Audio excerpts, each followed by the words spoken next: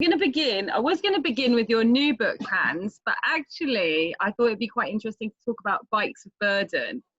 Okay. Because it just made me think of, people share, anytime someone comes to Thailand or anywhere in Asia, they share photos of people with so much stuff on their bikes. And correct. This was was it Vietnam? Vietnam, yeah. I used to live in Vietnam from a long time ago already, yeah, from 1995 till 2008. Yeah. So during this time, I did many things in Vietnam. I produced postcards. There were not any postcards when I first came to Vietnam, and I saw this opportunity in the market. Then I moved. I was living in Hong Kong at that time. Then I moved to Vietnam finally, grew the business, and started to experience traffic firsthand. Of course, I drove around on a motorbike. So much stuff being transported. It was really unbelievable. And it was not until I had a client who asked me to photograph some aspects of traffic for a manager who was leaving the country that I realized, wow, this is really very amazing. I've been living in there, been participating in it every day. But it wasn't until somebody else brought it really to my attention that I thought, wow, this is so amazing. And from that moment on, I set out every day if I could. I mean, whenever I had a time, early in the morning, because early in the morning is the time to do it. Everybody goes to the market with their stuff. So whenever I could, I set out in the morning and just drive around with, in Vietnam, they call it a sane, that is a motorcycle driver. Literally, in Vietnamese, literally translated, it means vehicle hugging, because you really have to hug the guy, hold on for dear life, because the traffic is so insane. But I had a favorite driver, a guy that I knew for forever, since the first time I came to Vietnam, when he was a pedicab driver, a cycle driver. And he had upgraded, he had money, he learned himself English. He was a really super nice guy, and he knew what I wanted. So, and I felt safe with him, because he also, when we were driving and chasing, basically we try to run parallel with the other motorbike. That's the only way to make a half decent photo, but it's not always easy. And then hanging off to the side on the back of the motorbike, trying to take that picture. And he would say, Hans, I can't do this. This is crazy. He's going too fast. And some of them are really going fast because they get paid by the load. So the more they deliver, then they go back and pick up another load and go back to the market. So the faster they go, the more they get paid. So, but he knew what I wanted, and he was an extra pair of eyes seeing the traffic. And he said, hey, Hans, I just saw this. You want it? I said, yes. And he did a U-turn, and we went after it. And this is how we did it for many, many, many weeks, months even, yes, for a very long time. It's incredible. How long did it take for you to get all of the images? All in all, about a year. Not only, not every day, because I have other things to do, and not only in Saigon, Ho Chi Minh City, where I was living, but also in other parts of the country, because certain things you only see in certain parts of the country. So the coastline, you see a lot of fish being transported. Up in Hanoi, you see different things, flowers, for example. So every part of Vietnam had its own distinct type of cargo. So all in all, I think it took me about a year before I felt sure that I had enough to make a book. Yeah. That's amazing. And you've been in Asia since, is it 1987? I came to Asia in '86. Right. Yes, on a one-way ticket to Malaysia. That was it. Yeah. Yeah. And just to travel, felt a little bit constricted back home in Holland. I'm from Holland, and didn't finish. I was studying at the time. Didn't finish it. Wanted to see the wider world. Always wanted to go to China. That was on my list back in '86, and even years before, I had written to some official government organization in China trying to get a visa. But that was the early days of opening up. I didn't get any reply. So I thought, well, what the heck? I just go to Asia and we'll see what happens.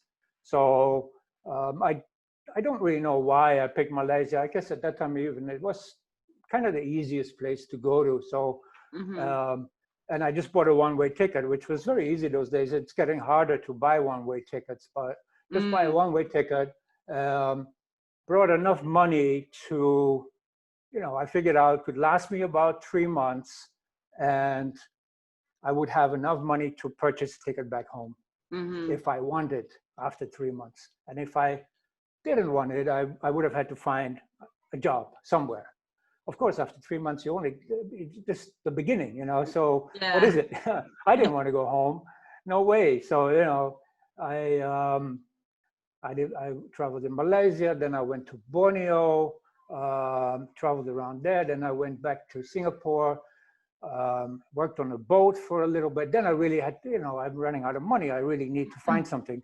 So somebody in Singapore told me, well, you should try Japan, of all places. If you go to Japan, well, you can teach English or conversation, or, you'll be able to. All right. So I bought a ticket. Also one way to Tokyo, and that was it. So I went to Tokyo after the initial 3 months, looking for a job, and it was so hard, and I hated it. And it was, and everybody, I don't know if you've been to Tokyo, but if you stand on that Shibuya main station corner, it is unbelievably busy, and everybody seems to have a goal. Everybody had a destination. Everybody dressed up, businessmen and women in their suit, and everybody seemed, and I felt so fucking horrible because everybody had some goal and I didn't have any. I needed a job.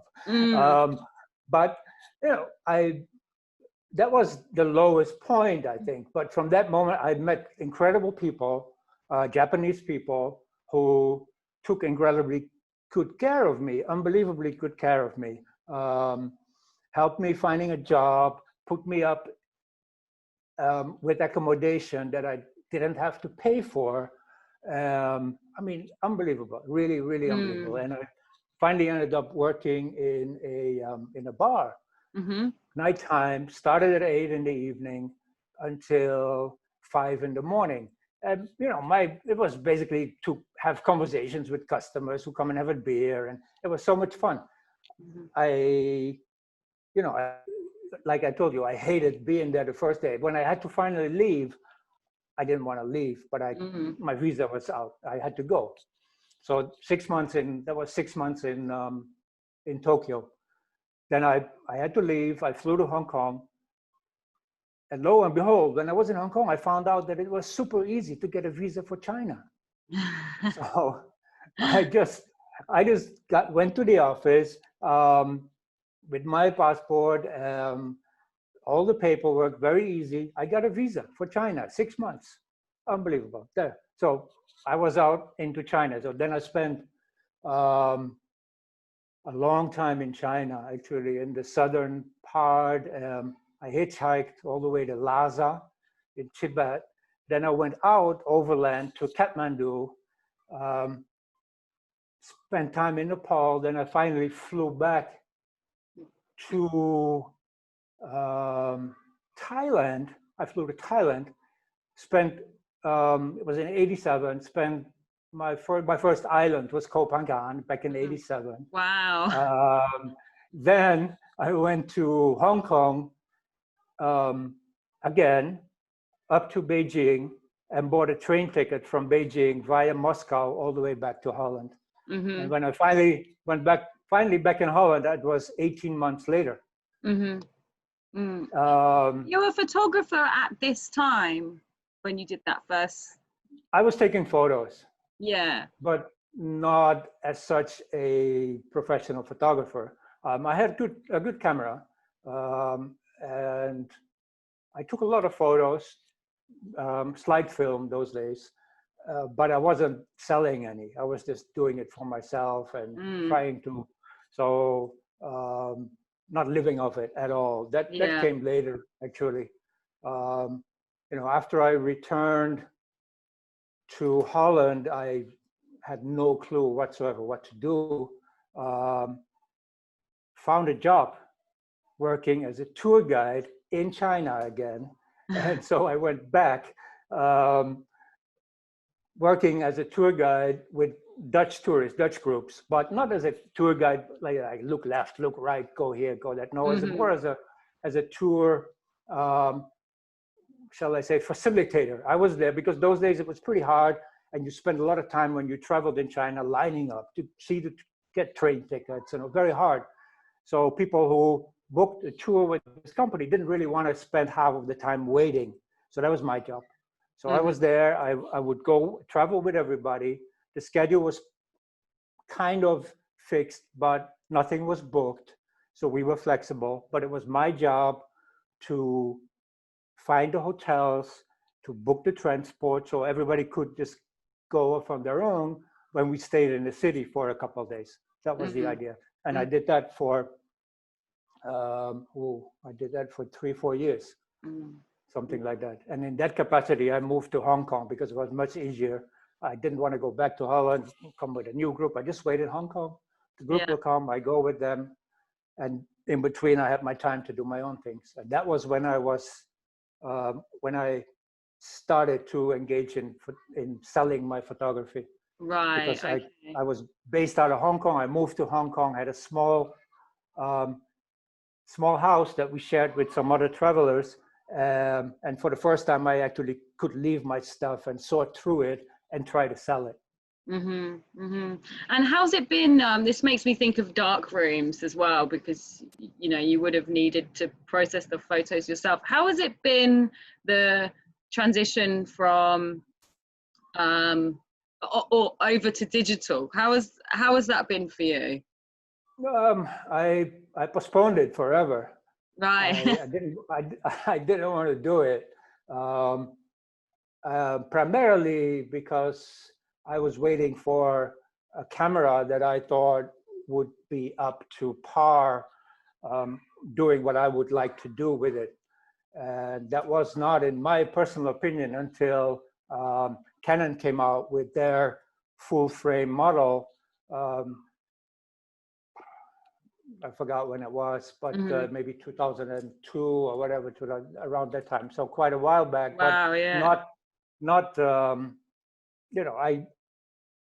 I didn't like the digital cameras. I didn't like, and I still don't like, electronic viewfinders. I can't get used to it. So I need to have this optical viewfinder, but a full frame capacity. So because I know from the film days what a lens does in terms of the angle of view and what it is. So I know automatically, for this, I need this lens, but with a different chip, a different size chip, everything is different.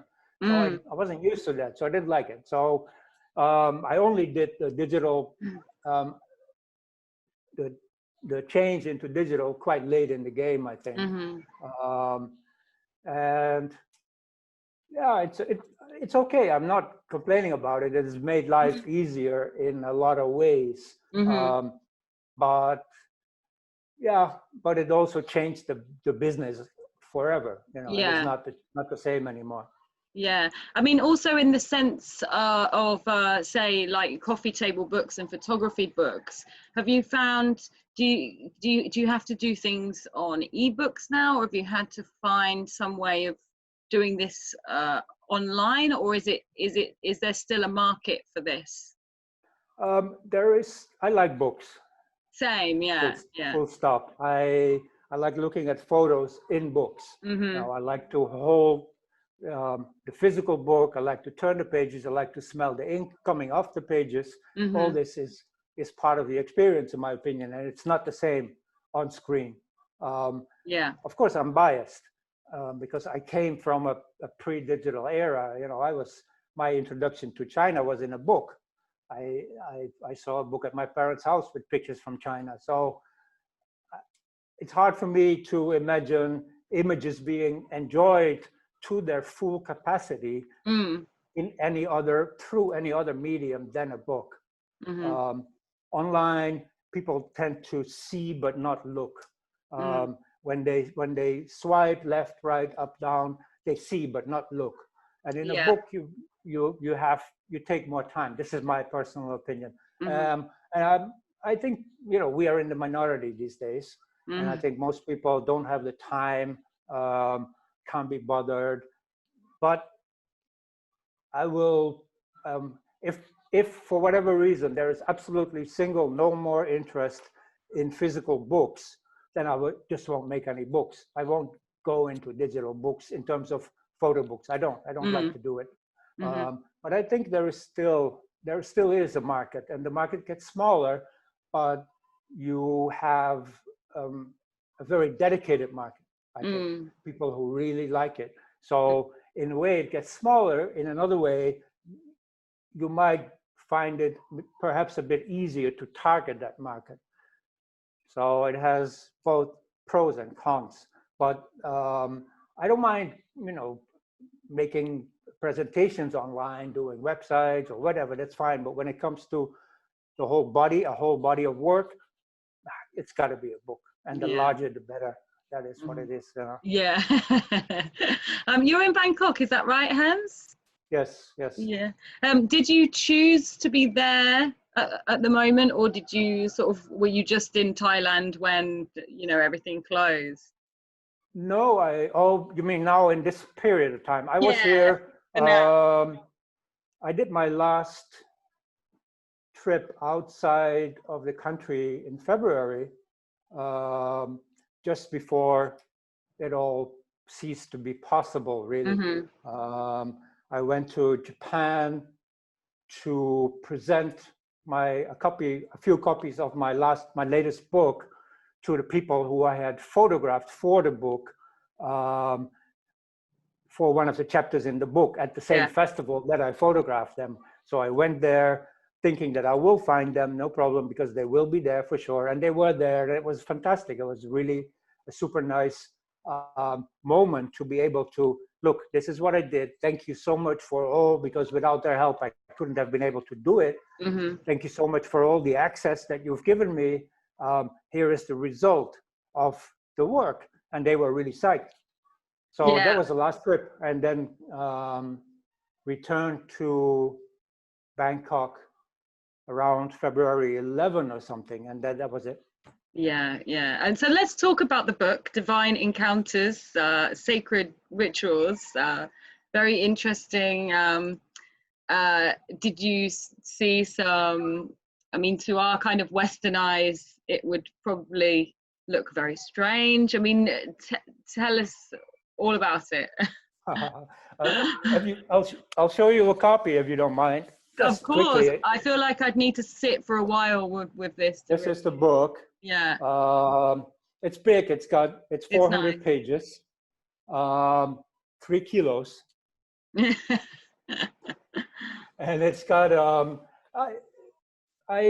it's got a selection of ceremonies and rituals across Asia that all have something to do with how people relate to the metaphysical, to other dimensions, to gods, goddesses, forces, however you want to describe that. I mean, you know, you've been here. There's a lot of that stuff going on. And I'm really fascinated by it because it shows people raw, people really at their emotional height or depth, or maybe however you would say it. It cuts away all pretension. It's just people as they experience something. They're not there for me. Even I'm photographing in their face almost, as I like to do. I will always be as close as possible. They oftentimes didn't even notice me because they were somewhere else. Mm-hmm. They were in a different world, in a different dimension, and I was just what I like to be. That is the observer that very minimally has an effect on what is being observed. I can't say that I won't have an effect. You always will have, but to an absolute minimum. So this I like. So, and I've been always interested in spiritual dimensions of life as such. So I started working on the book quite a long time ago, doing research, trying to find these ceremonies across Asia. And thank God there is the internet, okay? So you can at least start, although when I started in doing research in, probably 2003 or something, there wasn't that much that I could find, but I found some, so you start searching, you type in spirits, festival, ceremony, religion, and then the name of a country, and then see where it will lead you. And then you got maybe a name and you continue to search. So I found stuff, or sometimes only reference, a name, a place, and the name of a kind of a ceremony, but not really when or what. And then I dug deeper, maybe found a date, but I wasn't completely sure. Was it going to happen or not? And so the only way to find out is go there, and we'll see what happens. So I oftentimes found a reference, then booked a ticket, and see what I encounter. So yeah, it was great. The first story was about the spirits in Myanmar, the nuts they call, and they have the mediums. They call them nakada, and a nakada, if you translate it means spirit bride, because in reality these persons are married to the spirits. They have this kind of relationship. So I only knew a certain time of the year in a certain part of Myanmar, there are these nat festivals that honor certain spirits in certain places. And that was all I knew. So, you have to, I strongly believe that you have to just go and things will fall into place. Yeah. If you sit and wait until things are in place, you will never go, because they will never be in place. So you go. I went, and I was thinking I could do it on my own in Myanmar. It's a nice story. So I went I landed in Yangon Airport. I'd figured out I need to go up north. So I need to go from the train station, take a train to Mandalay, then take a pickup truck or whatever, even further north to this town. That's where I want to go. So from the airport, I got into a taxi to get me to the train station. The taxi driver was a very nice guy. He spoke fairly good English. So we talked a little bit, and I said, yeah, I'm trying there. And by the way, how much does it cost if I to get your car to guide me around? I just wanted to know. So I thought, yeah, well, it's expensive, I mean, I was traveling on a budget, so I thought, well, it's okay. He gave me his card. We separated ways. I did an overnight train, then a bus. And as we were driving through the countryside, I saw all these amazing things out of the window of the bus.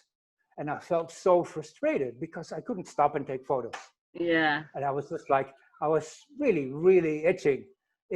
And then I saw a kind of a ceremony,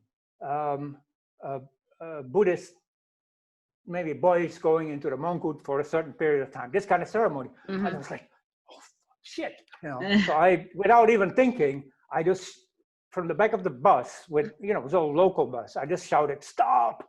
And the bus driver was like, okay. He stopped, and I said, I'm going to get off. So I took my bag and my camera, and I went off, and the bus drove off. And I photographed what I wanted to photograph. That was fine. But then I had to go further, and there was nothing. Finally, I got a pickup truck full already in the back, but on the roof, there was still one place. So I climbed on the roof, sat on the pickup truck. And when I finally, 2 or 3 hours, and I couldn't hardly move. When I finally got to the destination, I couldn't get off the roof because I was so cramped up. Finally got off the roof, and I thought by myself, this is not going to work. This is not going to work. I want to take photos, but I need to be able to stop. I need to be able to take my time, else it's not going to work. So that night, I think I was about 800 kilometers away from Yangon by that time. So I telephoned. I had this card, right? So I telephoned the driver that had picked me up the day before from the airport, and I said, "Hey, you remember me?" And he said, "Yeah, I remember." I said, "You got to come and rescue me." And he said, "Okay." I mean, it was unbelievable. He said, "Okay," and without any guarantee from me, other than my word, whether I would even be there. He drove 800 kilometers to be with me on my trip. Unbelievable. I mean, we're still very good friends up till this day. It was amazing. Oh, that's great.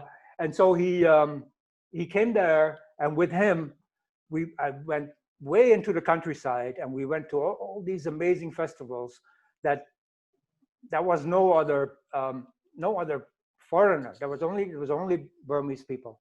And that was the beginning. That was the first story of my idea of my book. Did he become an asset to you being able to go to these places? Was he able to tell you a bit about them as well? He didn't know too much about it, but he was like I was, curious. So, which is the best best thing to be in this kind of situation: curious and not afraid. And we went to one place, because these festivals and these spirit festivals in Burma are very rowdy. People get drunk, people are dancing, and I mean, it's super rowdy. And to one that we went to, they didn't want us to be there. So, this military, this general, whatever it was, he said, no, you can't. You cannot be here. You cannot be here. You cannot be here. So what can we do? So we had to go back to where we were staying. But then at that, we met someone, an official. He was not, my driver was not an official Myanmar government licensed tour guide. But we met a lady who was a very nice lady staying in the same hotel. And we explained kind of, this is the idea that we want to do, and we are not allowed to. She was a Burmese lady. And he said, no problem, I'll help you. And she knew people. So she called up somebody really high up in the military and said, well, explain the situation. And this foreign guest want to go there and want to photograph. And the guy answered her, okay, I'll arrange.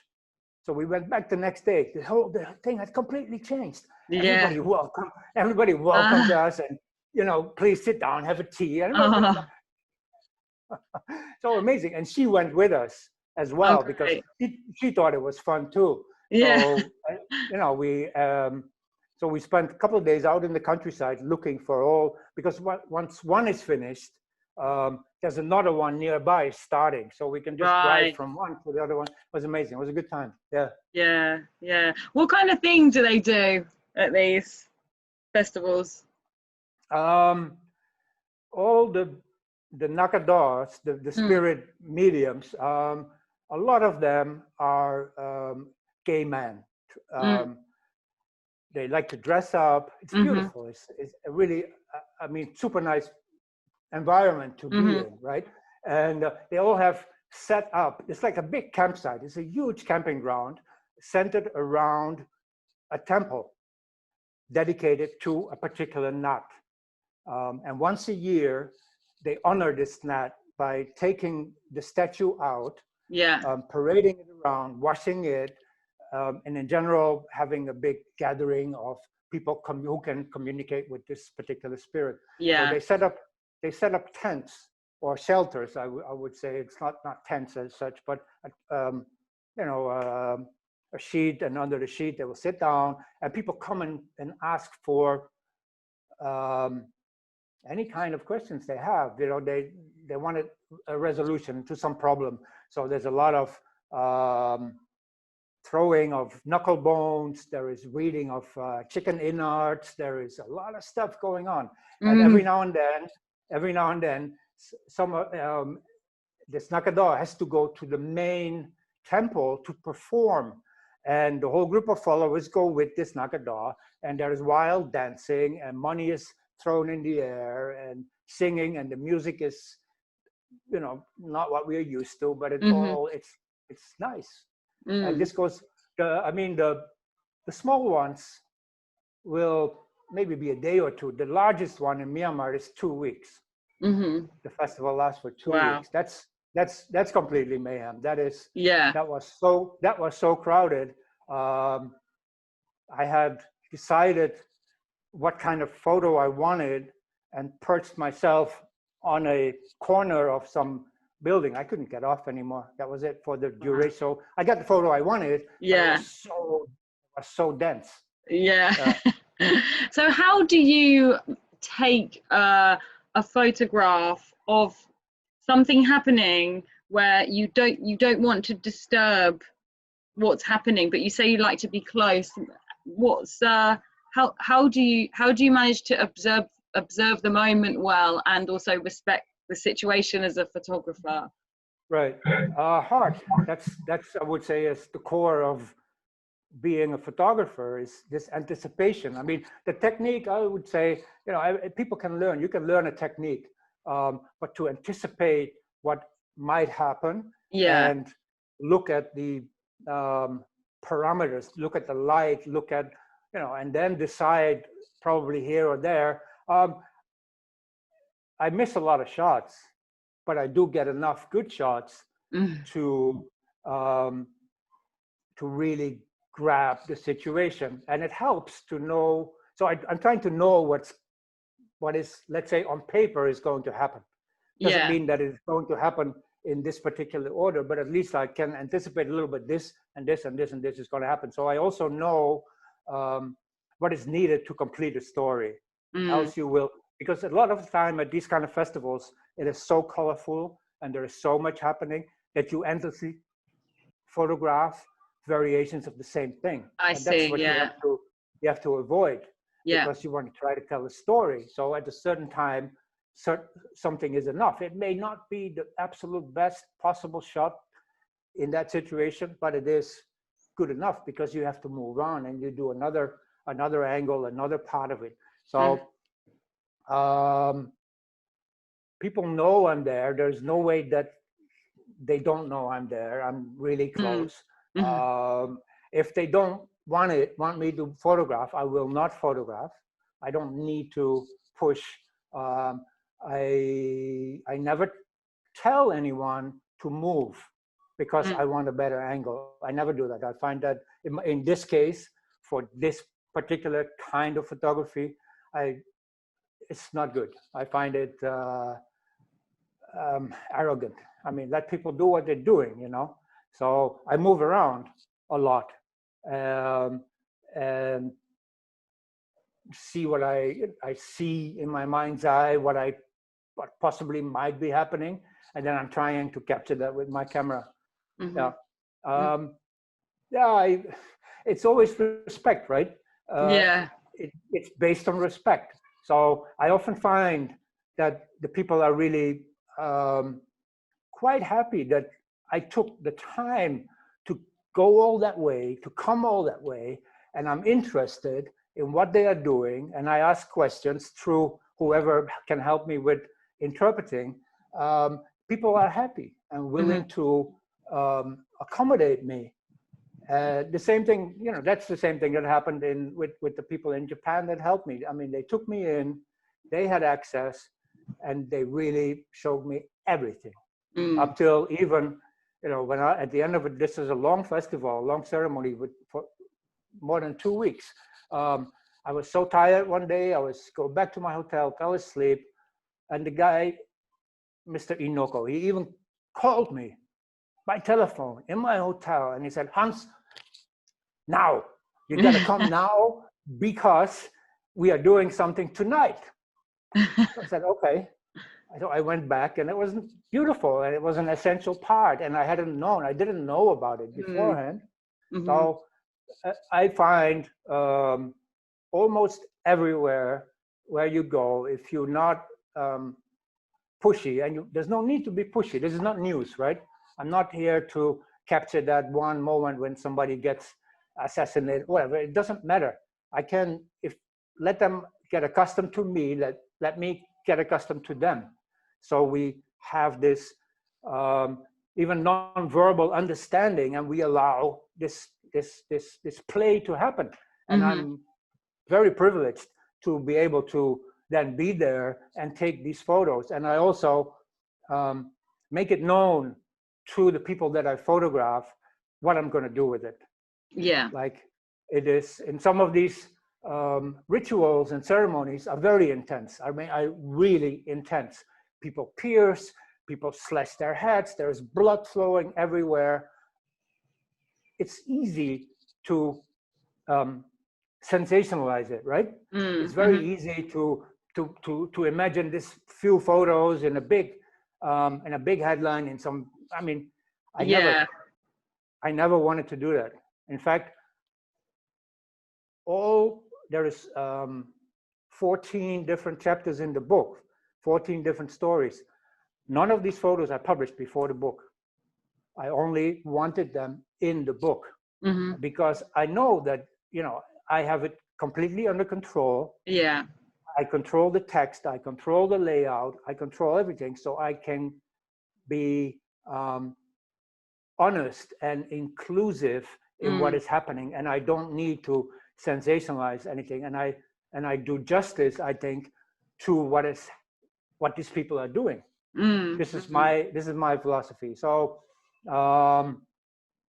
take your time and be patient, and things will fall into place. It's been like that for 30 years. It's all right.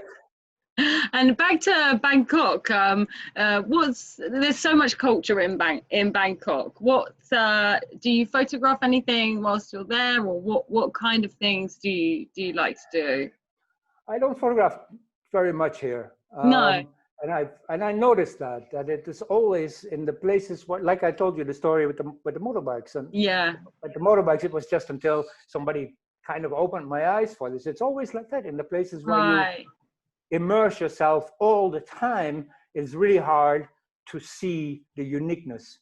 And that's why it's nice to have people coming over and visit, because they then open your eyes and let you see things that, it's like, yeah, right, it is. Yeah, it is actually amazing, and because you didn't see it anymore. But I don't photograph too much here. I published a book that Tom wrote, and the Thai photographer Arun had photographed about the Thai Sakyant, about the sacred tattoos. So that's an interesting aspect. The master here. Every now and then I also included a chapter on the whole ritual at this Wat Bang Pra in my book. So those are interesting aspects. But in Bangkok itself, I use it as a base, and I'm happy when I'm here. I relax. I work on my computer, try to sort out my photos. When I come back from a trip, or I edit videos when I come back from a trip. So, and then in normal life, I would be off somewhere else. I see, yeah. You came to Koh Phangan recently, didn't you? Yeah, we were there most of April. Yeah. Actually. What do you do? What do you do when you're here? Do you take photos here, or is it a bit too tropical? I didn't take any photos. I took some photos of. I took some photos of the view. But no, just kind of relaxing. It was good to be out of the city, and it was quiet. Yeah, I mean, it's probably even more quiet now. So from that perspective, actually a good time to be there. Yeah, I think.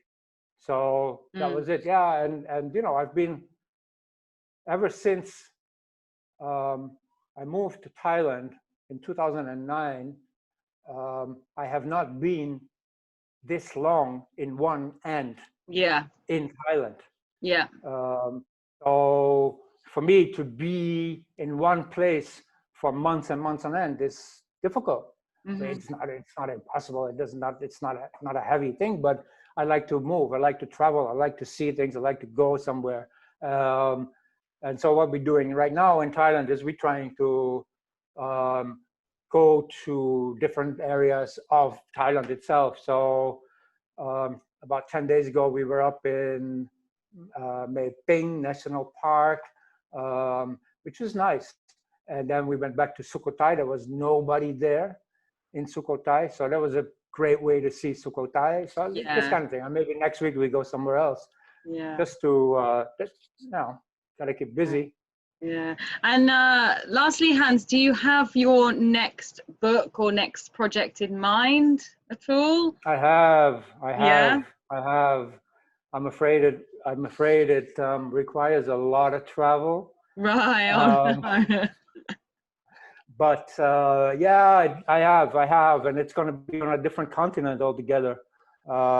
If I have my wish come true, it is a project that would take place in South America, Mhm. in the upper Amazonian region, preferably upper Amazonian regions of, well, it's Colombia, Peru, Ecuador, um, Brazil, this indigenous areas. But it's not an easy project. I intend to do it with a friend of mine, a good friend of mine, an author and ethnobotanist who is very well versed in the shamanic plants of the upper Amazon. So this is part of the project. Mhm. Um, yeah, if all this hadn't come down, I would probably be or already have been in Ecuador to start a pilot kind of Mhm. project for this idea, because although I have a kind of a vague idea of what I want, it's really hard to completely grasp, and I need to go out and, let's say, make a chapter. And once I know what I can do in a chapter, I'm sure that things will come while I'm there, and I cannot envision right now, that will come to me and that will tell me, well, you better do it this way, or you can also do it this way, or what about that way? So I need to do this. So I have to go and start this.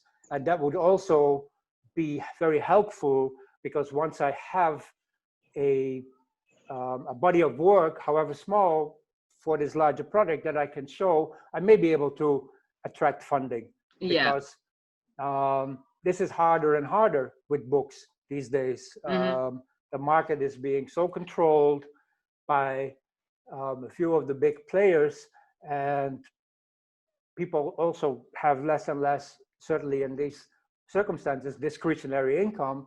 So Mhm. books are a luxury. I personally don't think they are a luxury. I think they are a necessity. But for most people, I can understand. So, but I also know that funding is available. It's just a matter of how to approach it. So it's always better to approach it when you already have done something, Mhm. backed up by a body of previous work, so people see that you're actually serious about what you're doing, and that you're somewhat capable of producing the thing that you say you are going to produce. So Yeah. this is my idea. Mm. I don't think it's going to happen this year, unfortunately. So, but then next year, who knows? This Mm. is the plan. So what would you say to photographers who are maybe stuck here at the moment? I mean, there's a lot on Koh Phangan. Right. What can they use this time of not being able to travel to do?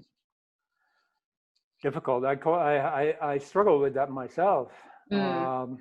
in terms of inspiration, right? This is the Mhm. main issue. You feel not in, if you feel not inspired, then you start to feel down. It's self-perpetuating, this kind of circle, and you go down deeper into this. I don't want to do anything. Nobody cares what I'm doing, and I still have these moments too. It's like not so easy to get out of this rut. that you to start being creative. I don't know. I mean, look at the small things, because the small, I mean, that's probably what you can do in these days. I mean, go to the beach. When we went to the beach in Koh Phangan, there was nobody there, but there's all sorts of interesting stuff that comes ashore, be it alive or half alive, or you know, just material. They have interesting shapes, and just try to practice your eye in seeing things in an unusual way. I mean, for me, that's what I would do. I'm not a photographer who arranges shoots. I'm not a fashion photographer, or I used to do commercial photography, but I don't really like it. So I'm really recording. I'm really there to record what is in the best possible way, with a creative eye, I think, with a way of looking at it that most people won't, and with a lack of inhibition, because I want to get close. I need to get close, but I know that if I'm getting close, I disarm myself. I have no pretensions. I just want to be close, and people will accept that. So yeah, how to keep that alive is difficult. It's really difficult, and because for me, photography is a therapy, right? If I can take photos, and if I like, it was great to be back in Sukhothai. Now I have photographed temples and ruins, and I mean, so many times. But nevertheless, to be there early in the morning when the first rays of the sun hit, and you see the shadows, creeping up on the wall, and you see the depth that shadows can, you see the quality of light as it changes over the day. It's very important to be always alert, in my opinion, to this changing quality of light. So yeah, train that, and maybe, you know, imagine a project. Even if you can't do it now, maybe do research, think what it would entitle, what it would need to complete this project. I think this is what should keep people going. I mean, it's hard. If I had to, if I wasn't a photographer, and I wanted to become one right now at this time, photographing the way I do and what I like, it would be very hard. I think it would be very hard. And I'm fortunate because I make the books. I run a small publishing house out of Hong Kong. So I make the books, and it's not only my book. So I did Tom and Arun's book, and some other photographers. Sometimes it's very small. I published 13 books with this company, but it's great because I can control. It's a project, you know. It's from A all the way to Z.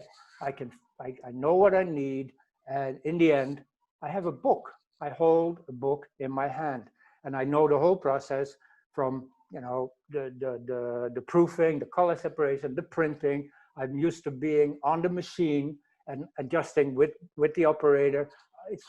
I love this kind of work. I don't want to become big. I hate to become big. I just want to be just enough. But it's also a little bit vulnerable, because in this time, it's just enough is just not enough right now, because everything is kind of stopped, you know. So books have stopped. They might, like Bikes of Burden. I did some books about Cambodia, other books on Vietnam. Most of my books rely on tourists coming to Asia.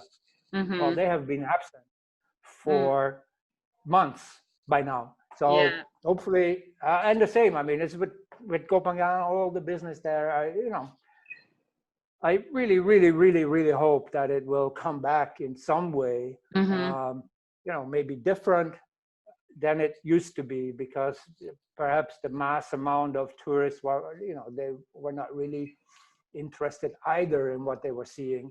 But no tourists at all is not so nice either. So yeah, I'm too old to switch, you know. I don't know what to do else. What else can I do, you know? It's gotta involve a camera to some certain extent, you know. I make more videos. I work for a conservation project over the past years in Papua New Guinea. So Yeah. many times go to Papua New Guinea, and I fly my drone over the jungle and rivers. It's beautiful. Oh, So this is wow. nice. Yeah. If I can, but it's all visual related, you know. So this hopefully, but this also now is impossible. The project has kind of paused. Hoping for, hoping we can go back there next year sometime and continue. Yeah. So I don't know. I live to travel, you know. So Yeah. to not be able to travel is hard. Yeah, I bet it sounds like you're sort of trying to keep yourself sane a little bit by not being able to travel. Right. Yeah. Right. Thank you very much, Hans.